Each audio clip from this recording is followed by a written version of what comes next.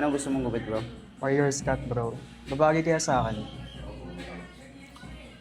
Check natin. So, usually, yung mga wires cut, medyo kita yung forehead. So, komportable ka ba nakita yung forehead mo ng bahagya? Okay naman.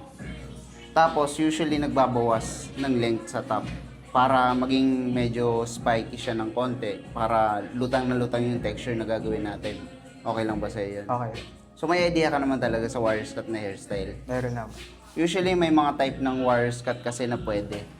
Pwedeng textured fringe. Kasi ang pinaka-definition lang din ng wires cut is heavily textured na gupit. So, pwede siyang kita yung forehead, pwede hindi. So, mas preferred mo ba kita yung forehead or hindi?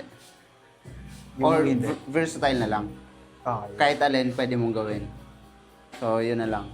Tapos, dito sa sides naman natin, may mga options ka pa rin. Pwedeng low or mid taper fade. Pero kung magbe-base tayo sa facial structure mo, mid taper okay. Okay naman sa'yo.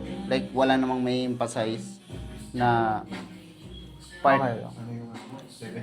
So, mid taper na lang natin to. Para maganda rin yung transition. Tapos dito naman sa back, versatile na lang ang gagawin din natin. Like, taper pa rin natin. Pwede mo siyang naka-blowout, pwedeng nakababa lang din. Okay. So, safe ka ba doon? So, gagawin natin dito, versatile na wires cut, mid-taper fade, optional yung likod, pwede naka-blowout, pwede hindi. Thank you for watching mga bro. Sana marami kayong napulot na aral sa tutorial natin. And please subscribe mga ka-aspiring para sa more tutorials to come. Tuloy-tuloy lang tayo at mabuhay tayong lahat mga ka-aspiring.